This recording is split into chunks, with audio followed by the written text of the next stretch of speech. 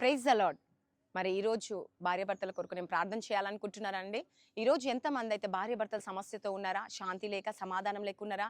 ఒకరి పట్ల ఒకరు అర్థం చేసుకున్న మనస్తత్వం లేదా? మరి ఒంటరిగా పోరాడుకుంటున్నారా? ఒకరి పట్ల ఒకరు అర్థం చేసుకున్న మనస్తత్వం లేదని బాధపడుతున్నారా? అయితే దేవుడు ఈరోజు నీతోనే మాట్లాడుతున్నామా, నీతోనే మాట్లాడుతుండు. ప్రియ సహోదరి, సహోదరులారా, ఈరోజు చాలామంది కుటుంబంలో శాంతి లేక, సమాధానం లేక ఉన్నారండి. నెమ్మది లేక బాధపడుతూ ఉన్నారు. కానీ దేవుడు ఈరోజు నీతోనే మాట్లాడుతున్నమ్మా. ఈరోజు నువ్వు కృంగిపోయి ఉన్నావేమో, లేకపోతే ఈరోజు మేము మా ఇద్దరి మధ్య సమాధానం లేదు అని చెప్పేసి ఈరోజు డైవర్స్ తీసుకోవాలి, ఇంకా మాకు ఇద్దరికి సరిపడదు అని బాధపడుతున్నావా? ఖచ్చితంగా దేవుడు నీతోనే మాట్లాడుతున్నమ్మా. హల్లెలూయా.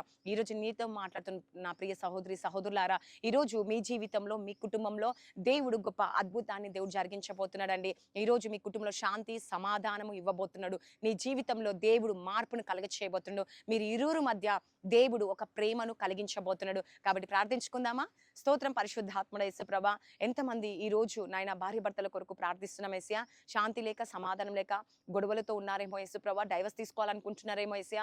మానసికంగా కృంగిపోతున్నారేమో యేసుప్రభా. ఈరోజు చింతిస్తున్నారేమో, ఆవేదన చెందుతున్నారో, వారి ఇరువురి మధ్య ప్రేమ, ఐక్యత దయచేయండి. గొడవలు, కలహాలు, భేదాలు, అనుమానాలు, ఆ సాతానులన్నీ యేసు నామములో కుప్పకూలిపోను గాక యేసుప్రభా. దాని రాజ్యం అంతా కూల్చివేయండి యేసయ్య. మీరే అద్భుతం, ఆశ్చర్యం, మేలు జరిగించి వారి కుటుంబంలో శాంతి, సమాధానం దయచేసి ఇరువురి మధ్య ప్రేమను, ఐక్యత దయచేసి ఈ దినము వారి జీవితం మార్చబడునుగా యేసయ్య.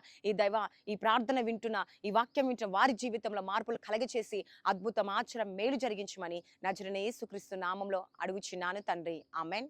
God bless you. Praise the lord.